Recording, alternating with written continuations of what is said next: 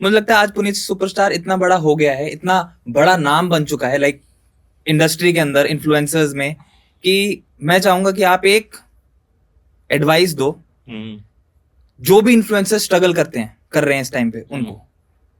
जो भी स्ट्रगल कर रहे हैं भाई, जो भी स्ट्रगल कर रहे हो, तो मेरा एक ही मुद्दा होता है कि तुम्हें जो भी काम करना है अपनी लाइफ में, अपने काम पे फोकस करो, दूसरे को मत देखो। जैसे कई इन्फ्लुएंसर होते हैं, देखो दूसरे, कई बार क्या होता है, लोग सोचते हैं अपनी ये चीज नहीं चल रही तो इसकी कॉपी कर लेते हैं, या ये चीजें कर लेते हैं। ये चीज अपने काम पे फोकस करो। तुम चाहे जो भी काम करते हो, चाहे तुम पढ़ाई लिखाई करते हो, या तुम कोई बिजनेस करते हो, या फिर कोई तुम वीडियो बनाते हो, या तुम डांस की वीडियो बनाते हो, या तुम कोई वल्गैरिट वीडियो बनाते हो, या कोई तुम वल्गैरिट कमेंट करते हो, या फिर कोई तुम क्या कहते हैं नॉनवेज वीडियो बनाती हो। जैसे होती है ना नॉनवेज, लड़के लड़की मिलके बनाते हैं, उसमें कोई ऐसे डायलॉग होते हैं, गंदे चीजों को इशारा करना होता है।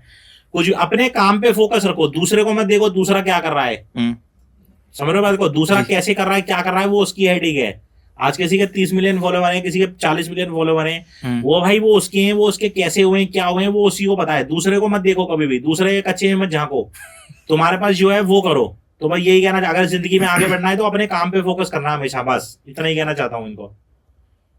उन लोगों को क्या एडवाइस देना चाहोगे जो लाइफ में स्ट्रगल कर रहे हैं, यूपीएससी की तैयारी कर रहे हैं और अपनी असली पहचान को छुपाने की कोशिश कर रहे हैं? एक ऐसी एडवाइस सभी लोगों के लिए, इन्फ्लुएंसर्स के लिए तो एक एडवाइस हो गई, सभी लोगों के लिए जो अपनी जिंदगी में अपनी असली पहचान को बचाने की कोशिश कर रहे हैं, जो लोग यूपीएससी की तैयारी कर रहे हैं, जो लोग श्रम कर रहे हैं, मेहनत कर रहे हैं। देखो कई लोग क्या होते हैं, मैंने कई लड़कों को देखा है आज की डेट में, जैसे किसी के माँ बाप क्या होता है, लड़के आजकल क्या होते हैं, आजकल नई नस्ल के लड़के पैदा होते हैं, जैसे गोरे चिट्टे, नई नस्ल के मतलब क्या होता है, जैसे माँ बाप तो उनके पुराने दशक के हैं, बच्चे उनके नए दशक के पैदा हो जाती हैं। जैसे कई लोग गोरे चिट्टे पैदा हो जाती हैं, वो बॉडी बॉडी बना लेते हैं, तो उनके माँ बाप क्या होते हैं, वो गाँव की तरह लगते हैं। अब जैसे कोई नया लड़का पैदा हो गया, उसने बॉडी बॉडी बना ली, तो उसकी कोई गर्लफ्रेंड भी बन गई। अब वो क्या होगा कि उसको अपनी गर्लफ्रेंड के सामने में ना, सामने उसको अपने माँ बाप से मिलने में शर्म आएगी, अपने माँ बाप को उससे मिलवाने में शर्म आएगी, क्योंकि उसके माँ बाप एक शक्ल से अनपढ़ दिख रहे हैं, गंवार दिख रहे हैं, पढ़े लिखे नहीं दिख रहे हैं, ऐसे दिख रहे हैं तो गरीब घर से हैं। तो भाई उन लोगों में ही कहना चाहूंगा कि जो लोग नकली बनते हैं ना, जो लोग दिखाते नहीं ऐसे, तो जो तुम हो वो रियल करो। और कुछ लोग होते हैं, उनके माँ बाप के पास पढ़ाई के लिए पैसा नहीं है, वो जबरदस्ती अपने माँ बाप से पैसा मेरी रिश्तेदारी में ही कई जने, मेरे जानकार में, आस पड़ोस में, उनके माँ बाप ने 10-10, 20-20 लाख रुपए कर्जा ले लिया है अपने लड़कों के लिए पढ़ाई लिखाई के लिए। मैं ये नहीं कहता कि अनपढ़ रहो, पढ़े लिखो मत, या मेहनत मत करो, या अपने माँ बाप को ये मत बोलो कि भाई फीसें जमा मत करो, हमारे इंस्टीट्यूट में पैसे मत जमा कराओ, लेकिन अपने माँ बाप को ना इतना भी तंग मत करो, इतना भी प्रेशर मत करो कि तुम तो पढ़ लिख लो, उल्टा कहीं तुम्हारे माँ बाप के ऊपर कर्जा चढ़ जाए 20-25 लाख रुपए का। क्योंकि भाई दुनिया में आदमी के ऊपर सब कुछ चढ़े लेकिन कर्जा नहीं चढ़े। कर्जे से भाई आदमी डिप्रेशन में आता है, मौत भी होती है, और वो उसको रात को हार्ट अटैक भी आ सकता है सोचते सोचते, क्योंकि बहुत बुरा होता है भाई कर्जा। तो हम भी बचपन में क्या होता था, हम भी जब छोटे छोटे होते थे ना 10-12 साल के, तो हम किसी दोस्त से 500 रुपए ले लेते थे उधार, 1000 रुपए ले लेते थे, यार आज उस लड़की से मिलने जाना है, जरा 500 रुपए दे देगा। स्कूल के टाइमों की बात है, जब मैं भी 9th क्लास में पढ़ता था, तो साला जब हमें देने होते थे ना किसी के, तो हमारी जान खाने लग जाता था, यार भाई यार वो 500 रुपए देते थे, मैंने मम्मी से लिए थे, ये लिए थे। फिर साला हम भी अपने घर वालों से मांग के देते थे उसे।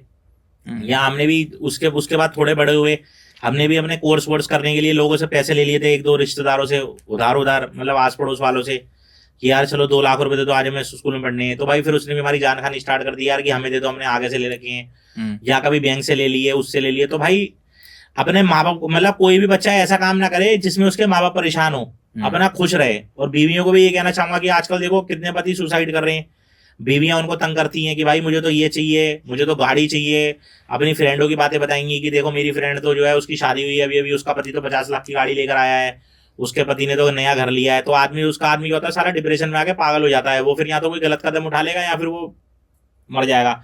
तो भाई मतलब सामने वाले बंदे को कोई भी तंग ना करे।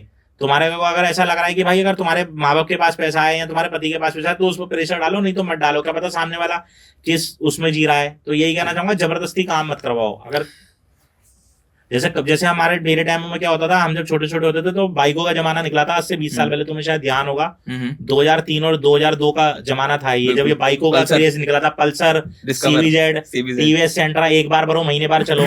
तो उसमें क्या होता था भाई, मेरे को भी बहुत शौक चढ़ा था। उस टाइम की बाइकें शायद 40 से 45 हजार रुपए की आती थी। स्प्लेंडर बड़ी चलती थी, पल्सर वो जो आगे 29,000 रुपए की स्प्लेंडर आ जाती थी, मीटर वाली स्प्लेंडर पल्सर चलती थी, जिसमें आगे गोल लाइट वाले पल्सर, बड़ा जमाना निकला था। पल्सर ने क्रेज उठा रखा था, हर लड़का पल्सर लेके निकल रहा है। तो उस टाइम कई लोग ना अपने माँ बाप को तंग करते थे कि लड़की की हमें तो पल्सर चाहिए, वो दूसरों को देखकर। तो एक मेरा खुद का दोस्त था, उसने साला अपने माँ बाप को वो दे दी थी एक धमकी कि भाई अगर मुझे 2 घंटे के अंदर अंदर अगर मुझे बाइक नहीं मिली ना, मेरा दोस्त भी लेके आया है, पड़ोस में लेके आए हैं 3 लड़के, अगर बाइक नहीं मिली तो मैं जहर खा के मर जाऊंगा।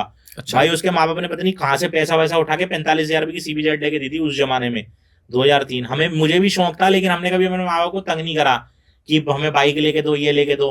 अब मैंने जो पहली बाइक खरीदी थी ना, वो 2008 में खरीदी थी, लेकिन 8 में जो बाइकों का क्रेज बिल्कुल खत्म हो चुका था। 2003 और 5 के बीच में चला था बाइकों का, 6 आते आते खत्म हो चुका था।